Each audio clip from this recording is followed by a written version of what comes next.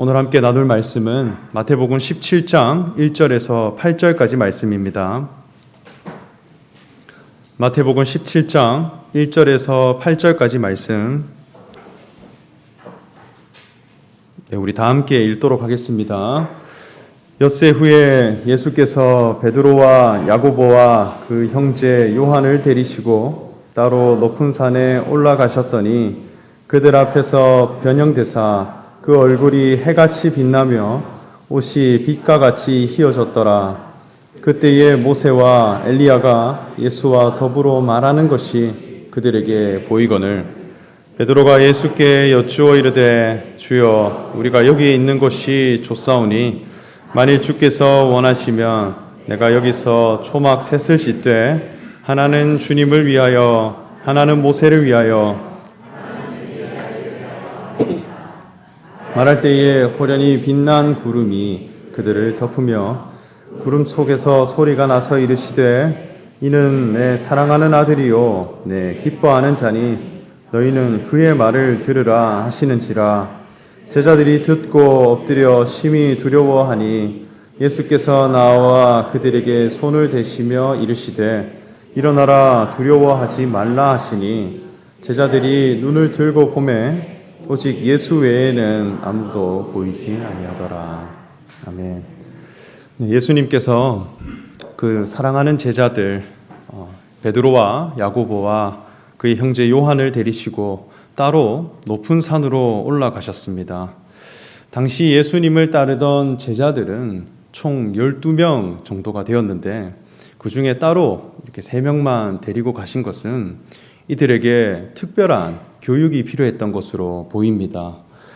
이전에 나오는 16장의 말씀을 보면 예수님은 제자들을 향해 질문하시기를 사람들은 나에 대해서 무엇이라 말하느냐 이렇게 물으셨습니다. 그때에 제자들이 사람들의 의견을 전달해주며 누군가는 엘리야라 하고 또 누군가는 선지자라 하며 누군가는 예레미야라고 합니다. 이렇게 대답했습니다. 그리고 예수님은 다시 거듭해서 질문하시기를 너희는 나를 누구라 하느냐 이렇게 물으셨습니다. 그때 베드로가 자신 있게 대답하기를 주는 그리스도시요 살아계신 하나님의 아들이십니다 라고 하는 신앙의 고백을 이렇게 내어드렸습니다. 그때 예수님은 베드로에게 내가 너에게 천국의 열쇠를 주겠다 이렇게 약속을 했습니다. 그래서 여기까지만 보면 굉장히 감격스러운 이야기를 할 수 있는데 예수님은 이어서 말씀하시기를 자신이 십자가로 가시는 것에 대한 말씀을 해주십니다. 그래서 내가 곧 십자가로 갈 것이다. 그 말을 들었을 때 베드로는 다시 말하기를 그런 일이 일어나지 않도록 내가 맹세하겠습니다. 이렇게 말했습니다. 그 결과 예수님은 이제 책망을 내어놓으시며 사탄아 내게서 물러가라. 그리고 네가 하나님의 일은 생각하지 못하고 사람의 일을 생각하는도다. 이렇게 책망을 받았습니다. 그러니까 하나님이 보시는 그 옳은 일과 사람이 옳다 여기는 그 일이 다르더라는 것입니다.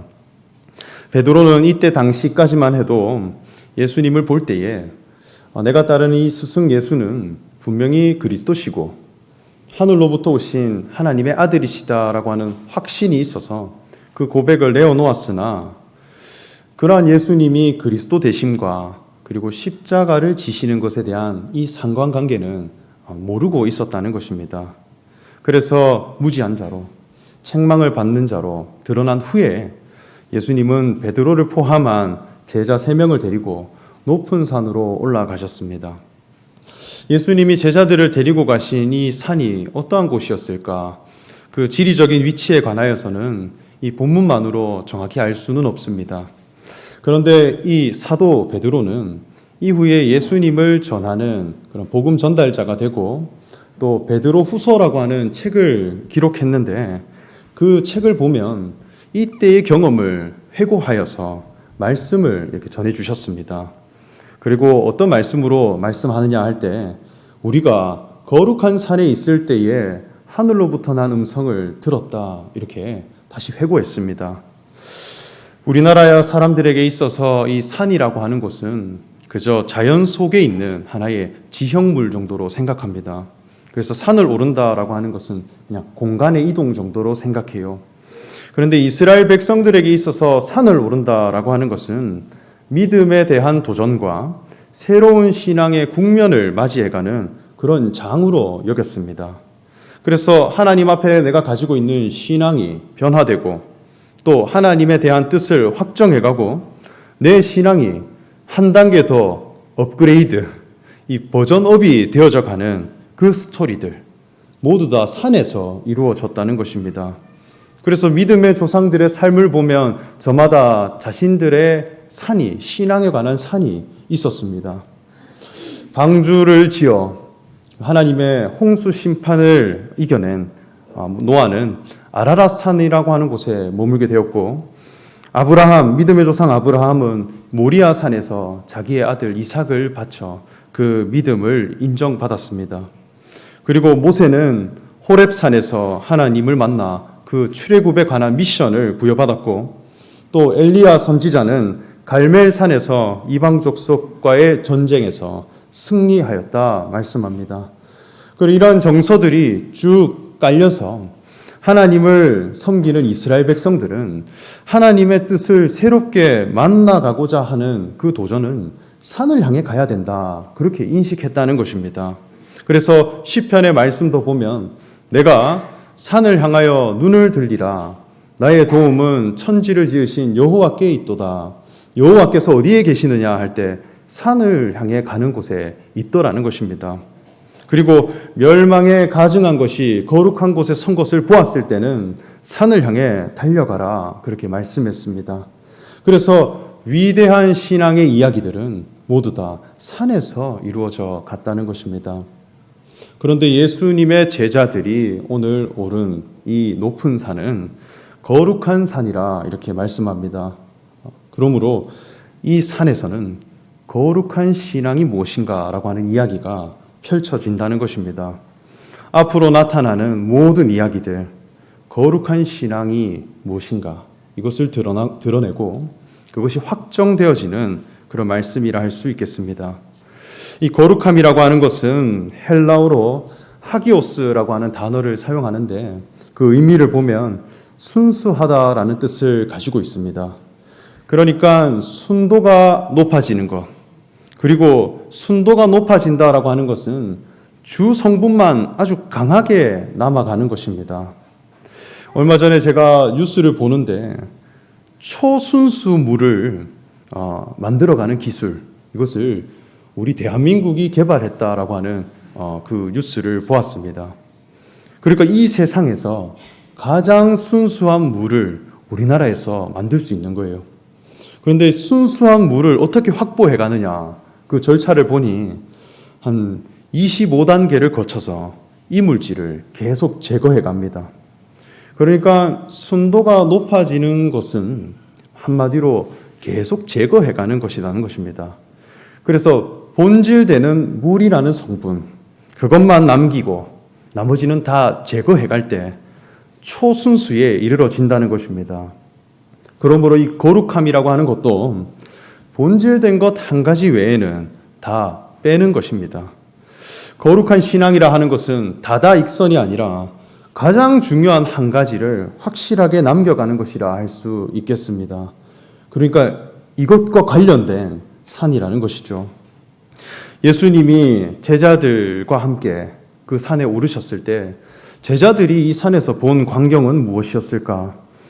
오르셨을 때 예수님의 얼굴이 해같이 빛나며 그 옷이 빛과 같이 휘어졌고, 그리고 모세와 엘리야와 예수님이 더불어 말하는 것이 그들에게 보였다, 이렇게 말씀합니다. 이 상황은 굉장히 감격스러운 그런 상황입니다. 모세와 엘리야라고 하는 사람은 이스라엘 민족에 있어서 굉장히 유명하고 위대한 영웅이자 위인들입니다.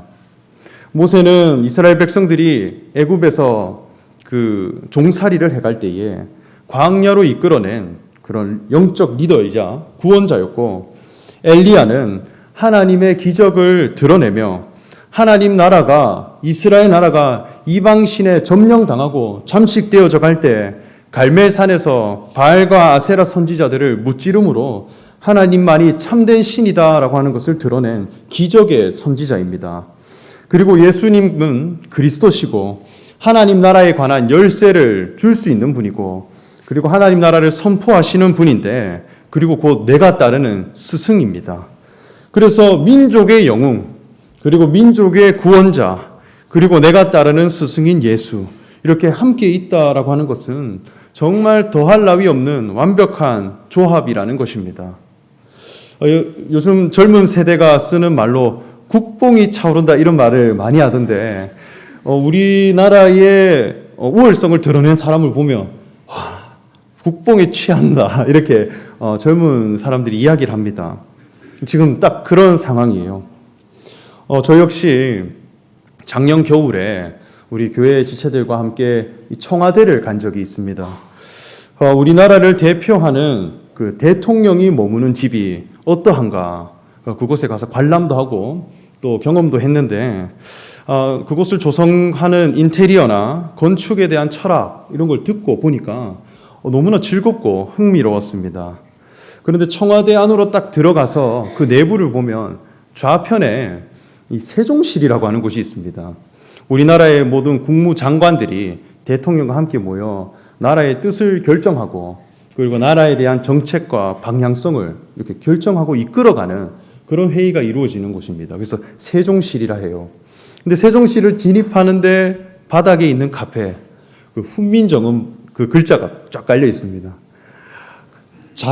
자부심이 확 올라오는 곳입니다.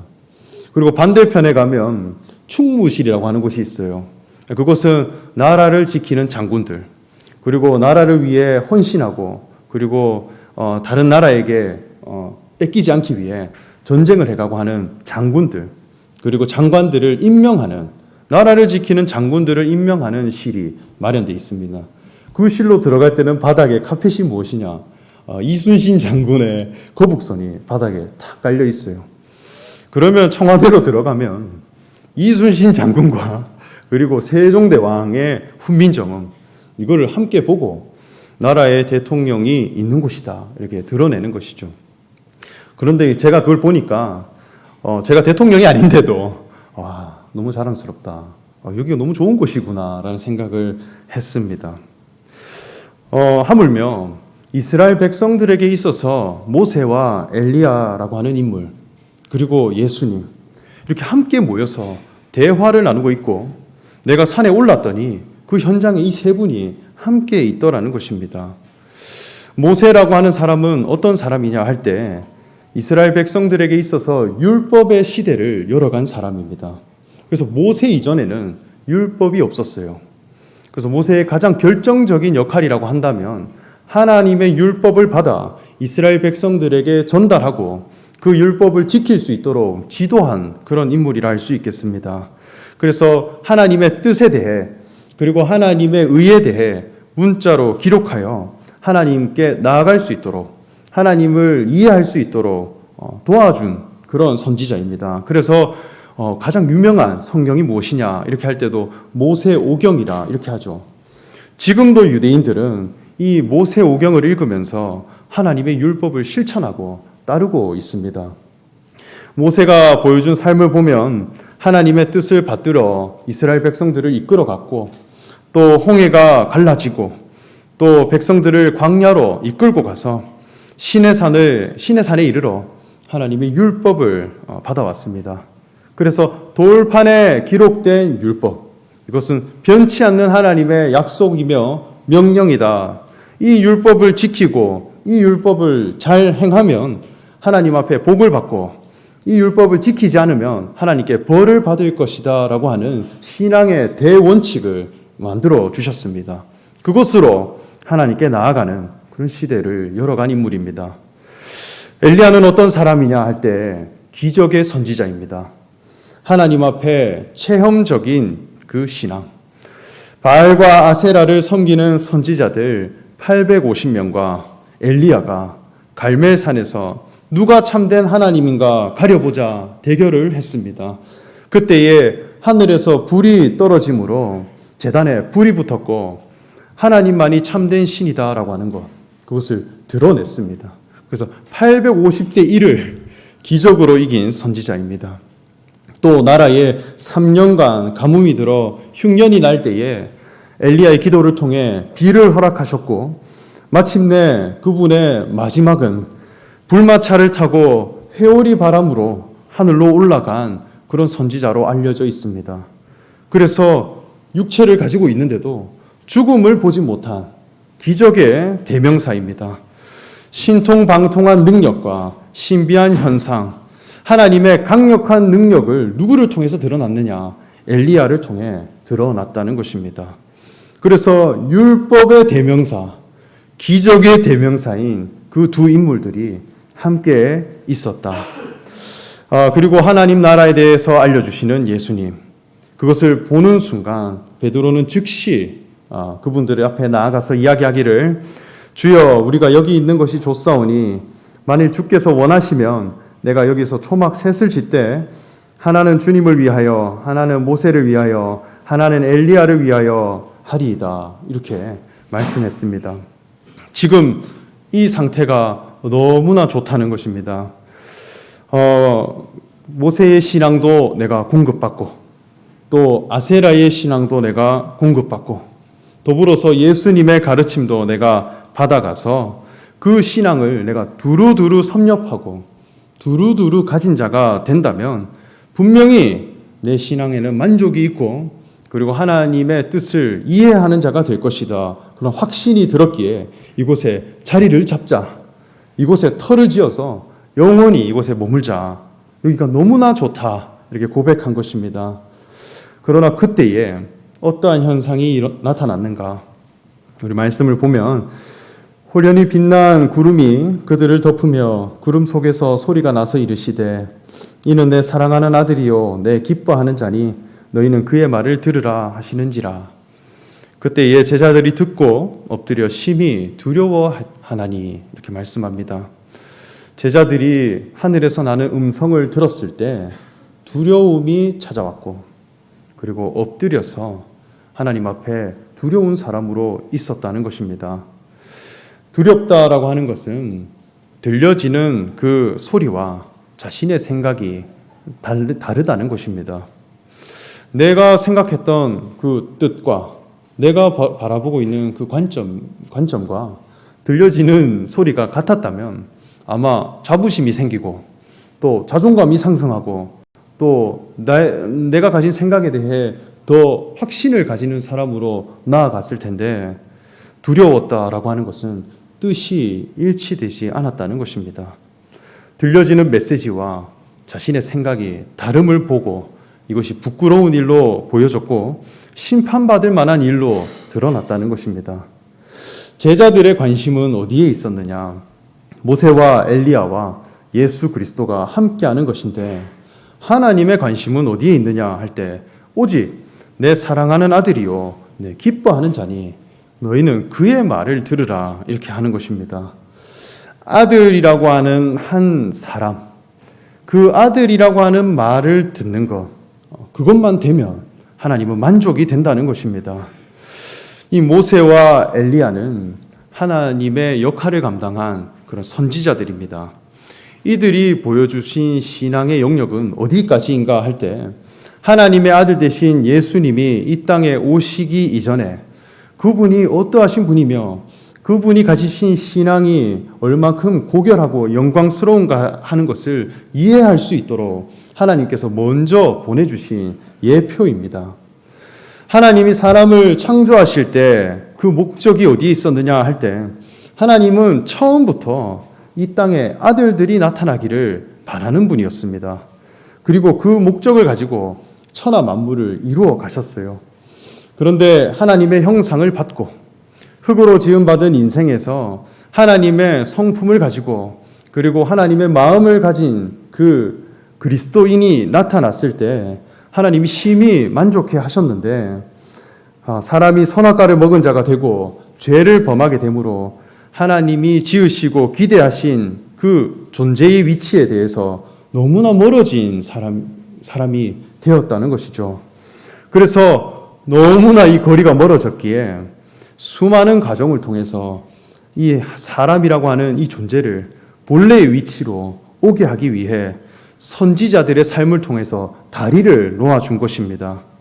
그래서 우리가 알고 있는 수많은 믿음의 조상들, 아브라함이 되었든 노아가 되었든 모세가 되었든 모든 신앙의 선조들이 그 아들 예수 그리스도를 발견하고 그분에 관한 신앙 정체성을 내가 가진 자가 되게 하기 위해 먼저 살아가신, 그리고 먼저 예표해 주신 하나의 통로라는 것입니다.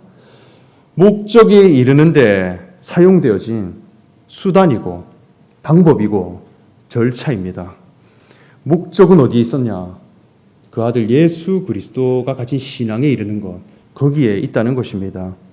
분명한 우선순위와 분명한 목적과 수단에 관한 그 관계를 이해해 가야 된다는 것입니다.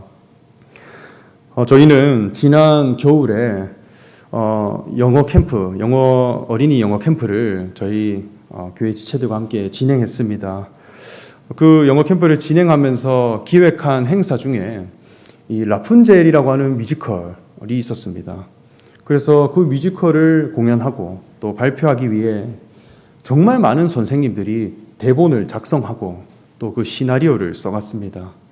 그래서 한 글자 한 글자 어떻게 할 것인가 선생님들 고민하고 그 대본을, 그 글자를 다 기록해서 저 멀리 있는 캐나다에 있는 학생들에게 미리 전달했어요. 이곳에 오기 전까지 이것을 읽고 이것을 연습해라.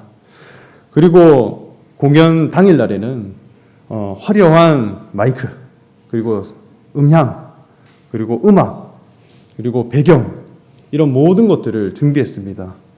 저도 막 못주머니를 차고 이 배경을 설치하기 위해 망치질을 하고, 그리고 이곳이 거의 애니메이션과 같은 그런 현장이 되게 하기 위해 벽을 세우고 조명을 설치하고 또 맛있는 다과를 준비하고 정말 화려하고 멋진 연출을 해가서 라푼젤이라고 하는 공연을 이렇게 우리가 연출했습니다.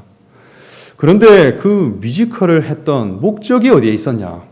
우리가 글을 기록해서 대본도 작성하고 또 화려한 벽과 천장과 또 음식들을 준비해서 이것을 조성한 목적이 어디에 있었냐 이렇게 할 때 라푼젤과 같은 한 사람이 나타나게 하기 위함이라는 거예요. 그래서 자존적인 사람, 하나님이 사람을 지으신 목적을 깨닫고 부모나 세상이 주입하는 생각에 끌려다니는 사람이 아니라 하나님이 나를 지으신 목적이 어디에 있냐 이것으로 내 삶을 다스리고 나를 설명해낼 수 있고 내 자신이 자존적으로 하나님 앞에 나아가고 그리고 그 영광을 사모하는 사람으로 하나님 앞에 왕같은 제사장으로 나아가는 그런 도전을 해갈 수 있는 사람이 나타나기 위해 대본도 작성하고 또 무대도 설치하고 벽도 작성한 것입니다. 그러니까 이 한 사람이 나오면 이것은 이제는 다 사라져도 괜찮다는 것입니다. 교육에 관한 목적이 분명히 우리는 가지고 그것을 진행해 갔다는 것이죠. 하나님 역시 사람에 대해 교육 목적을 가지고 계신 분입니다.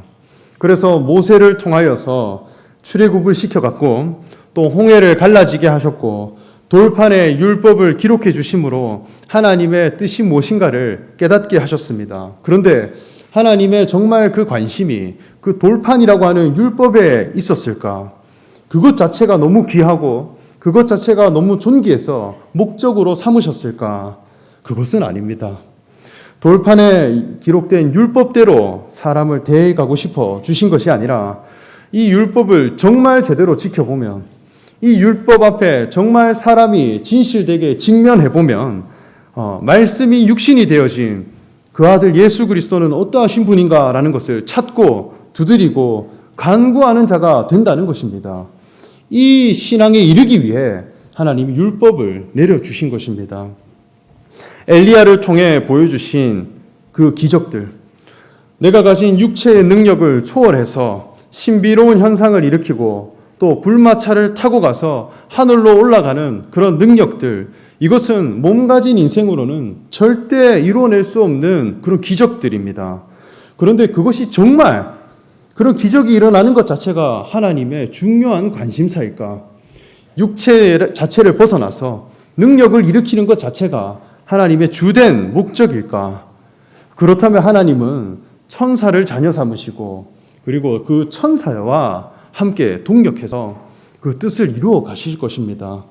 그러나 분명히 히브리서에서는 하나님은 천사를 자녀로 삼으신 것이 아니라 연약한 몸을 가진 사람을 자녀 삼으시고 그리고 천사보다 더 존귀한 자로 세워가셨다 말씀합니다. 하나님이 엘리야 선지자를 통해 보여주신 그 기적들, 그 체험적인 신앙은 무엇을 보여주기 위함이냐 할 때 정말 참된 기적이 무엇인가라는 것을 찾게 하기 위해 보여주신 것입니다. 진정한 기적이 어디에 있냐? 내 삶의 정황과 내가 가진 삶의 환경 가운데서 일어나는 그런 신비로운 현상, 그것에 멈춘 것이 아니라 하나님과 사람의 관계가 아버지와 자녀의 관계가 되는 것, 이게 진짜 기적이라는 거예요. 이러한 기적이 있다라는 것을 알게 하기 위해 엘리야를 먼저 보내셔서 사람으로서는 절대 이뤄낼 수 없는 기적이 있다라고 하는 것을 보여주셨다는 것입니다. 그러므로 모세와 엘리야가 보여준 그 모든 신앙의 영역들은 예수 그리스도 그 한 분을 설명하기 위해 다 포함되어진 방법이라는 것입니다. 히브리서 3장 5장에서 6절 말씀을 보면 이렇게 말씀합니다. 이 모세라는 인물에 대해 말씀하는데 모세는 장래에 말할 것을 증언하기 위하여 하나님의 온 집에서 종으로서 신실하였고 그리스도는 하나님의 집을 맡은 아들로서 그와 같이 하셨으니 우리가 소망의 확신과 자랑을 끝까지 굳게 잡고 있으면 우리는 그의 집이라 이렇게 말씀합니다. 장래에 나타나는 것을 위해 아들이 나타나는 것을 위해 종으로서 신실한 자가 모세였다라고 합니다. 그래서 선지자들이 보여준 신앙의 역할들은 다 종에 이렇게 다 모여질 수 있다. 그러나 그리스도는 그 집을 맡은 아들이라 했습니다. 그래서 모든 그 아버지의 유산과 그 아버지의 미션과 그 아버지의 영광을 모두 물려받을 자는 종이 아니라 아들이다. 이 종은 그 아들이 온전히 나타나게 하기 위해 준비하고 마련하고 그것을 함께 섬기는 그런 종이었다는 것입니다. 저는 어릴 적 저의 할아버지의 댁이 이렇게 의성에 있었는데 그곳에 가면 아직도 기억나는 것이 당시에 할아버지의 종이 있었습니다. 그래서 제가 주말마다 할아버지 집으로 가면 그 종이 항상 일을 하고 있었어요. 그래서 굉장히 부잣집으로 오해를 많이 하시는데 그분이 진 빚을 갚기 위해 할아버지 밑에서 일을 했던 것으로 제가 알고 있습니다. 그런데 제가 늘 어릴 때부터 삼촌 하면서 불렀습니다. 굉장히 성실하고 굉장히 열정적으로 할아버지 일을 따라 맡아가신 분인데 할아버지가 가진 땅이 제법 크기가 되는데도 그 모든 곳에 대해 모르는 것이 없고 시키는 것도 너무나 잘 수행하고 심지어 저희 가족들보다 할아버지의 집을 더 잘 수리하고 관리하는 사람이었습니다. 그런데 그 집을 누리는 사람은 누구냐? 안동 김가의 손자 김세일이가 와서 마음껏 뛰어노는 거예요. 그래서 그 삼촌은 일주일 내내 무엇을 하느냐? 손자가 주말에 오는 것을 위해 열심히 마당도 쓸고 집도 수리하고 보일러도 고치고 그리고 그 손자를 위해 모든 것을 감당해 갔다는 것입니다. 그리고 심지어 그 삼촌은 계약 기간이 끝나자마자 자신의 집으로 돌아갔습니다. 너무나도 집에 대해서 잘 알고 있는데도 나중에는 계약 기간이 끝나고 떠나게 되었습니다. 할아버지의 관심은 늘 어디에 있었느냐? 손자가 오는 것. 이것을 위해 종을 사용하고 또 종을 통하여 그것을 준비해가고 종의 성실함과 능력과 부지런함을 다 동원하여 자녀가 나타나는데 쓰시는 분이었다라는 것이죠.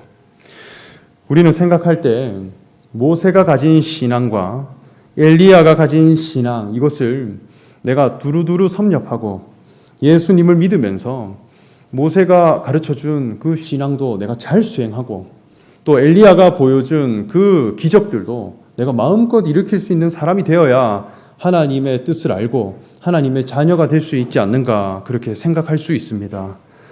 그런데 하나님의 관심, 예수님은 무엇을 우리에게 주신 분이냐 이렇게 할 때 내 사랑하는 아들이요 기뻐하는 자로다. 너희는 그의 말을 들으라는 것입니다. 방법과 목적이 구별되어야 하고 무엇을 위해 있었던 것인가, 우선순위가 없는 신앙, 이렇게 혼용되어진 신앙이 되어서는 안 된다는 것입니다. 예수 그리스도 그분 안에 모세의 신앙과 엘리야의 신앙이 다 포함되어져 있는 것입니다. 예수님은 최종적으로 어디를 향해 가셨는가? 귀신을 쫓아내기도 하셨고 또 물 위를 걸어가기도 하셨고 또 보리떡 5개와 물고기 2마리로 5,000명을 먹이시고 12광주리까지 남기시는 그런 수많은 기적들을 보이셨음에도 결국 최종적으로는 십자가로 가셨습니다. 십자가에 매달리셔서 아무것도 행하지 못하는 자로, 아무 능력도 나타내지 못하는 자로 그렇게 죽임 당하셨습니다. 많은 사람들이 예수님이 십자가에 매달리셨을 때 조롱하기를, 네가 만약 하나님의 아들이면 그 십자가에서 내려와 봐라, 능력을 보여보라는 것입니다. 사람들은 엘리야가 와서 그를 구원하나 보자, 신비로운 능력을 기대했습니다. 그러나 예수님은 그 십자가를 벗어나지 않으셨고 그 위치에서 죽으셨습니다. 그럼에도 하나님의 아들로 그리스도로 다시 사셨다는 것입니다. 연약한 몸을 가진 인생으로 우리가 하나님 앞에 오히려 율법을 지켜낼 수가 없고 그 율법 앞에 서면 내가 하나님 앞에 죄인으로 드러나고 내가 천사처럼 하나님의 능력과 기적을 나타내지 못한다 하더라도 십자가의 운명 안에 내가 있음을 내가 받아들이는 자가 된다면 하나님이 나를 자녀 삼으시고 그리스도로 다시 회복시킨다 하신 것을 예수님이 보여주신 것입니다. 이것이 가장 고결하고 가장 영광스럽고 가장 탁월한 신앙입니다. 모든 것이 다 패하더라도 십자가에 매달리신 예수 그리스도, 그분을 통해 나타나신 그 하나님의 의, 그것을 믿는 자가 된다면 하나님이 나도 자녀로, 그리고 가장 존귀한 그리스도의 의를 가진 자로 내 속심령을 변화시키시고 거듭나게 하는 것입니다. 이 신앙을 발견하게 하기 위해 모세와 엘리야가 하나님의 방법으로 먼저 쓰여진 것입니다. 예수님은 제자들에게 손을 대시며 이르시되 일어나라 두려워하지 말라 하시니 제자들이 눈을 들고 보매 오직 예수 외에는 아무것도 보이지 아니하더라 말씀했습니다. 예수님이 손을 대었다라고 하는 것은 이것은 접촉하는 것이고 이것은 전가해가는 것입니다. 몸을 가진 분으로 오셨고 그리고 인격이라고 하는 실체를 가지고 오셨음에도 사람의 연약함을 다 함께 가진 존재임에도 하나님의 아들이 될 수 있다라고 하는 그 실체를 가지고 그 신앙을 전가해 주셨다는 것입니다. 그렇기에 너와 하나 될 수 있는 신앙이고 너와 관련 있는 그 믿음이고 너에게도 이루어져 갈 수 있는 그 신앙이기에 손을 대시며 두려워하지 말라는 것입니다. 그때에 눈을 들어 보니 오직 모세도 엘리야도 사라지고 오직 예수님만 보이게 되었다 했습니다. 높은 산을 향해 오르는 도전, 그리고 거룩한 신앙을 향해 나아가는 것, 그것은 오직 내 눈에, 내 신앙관 속에 예수 그리스도 한 분만을 남겨가는 것입니다. 그분이 보여주신 십자가와 하나님의 아들 되심, 그 신앙이 내게서 이루어져 가고 나라는 사람의 존재 위치가 거기로 회복되어져 가는 것, 그것으로 내가 만족하는 자가 되고, 그것으로 내가 하나님의 영광에 속한 자가 되고, 나도 하나님의 자녀로 사는 자가 될 수 있다라고 하는 그 믿음, 이 믿음이 우리 가운데 충만하게 자리 잡기를 원합니다. 이 신앙을 확정하고 또 밝히 볼 수 있는 저와 여러분 되시기를 소망하며 말씀을 전합니다. 우리 함께 기도하겠습니다. 하나님 아버지, 감사합니다. 거룩한 신앙과 그리고 거룩한 믿음을 향해 나아가는 우리의 도전이 날마다 이루어지게 하여 주시옵소서. 모세와 엘리야도 사라지고 이는 내 사랑하는 아들이요 기뻐하는 자만 남겨갔듯이 우리 속에 십자가를 지신 예수 그리스도, 그분이 보여주신 그 하나님의 의와 그리고 하나님이 사람을 자녀 삼으신다라고 하는 그 기준이 우리에게 밝히 보여져서 오직 예수 이름 한 분만으로 하나님께 영광이 되고 하나님의 자녀에 이르며 하나님의 집이 될 수 있는 그 신앙을 우리가 도전하는 자가 되게 하여 주시옵소서. 감사드리며 예수님의 이름으로 기도합니다. 아멘. 우리 함께 찬송가 446장 찬송하겠습니다.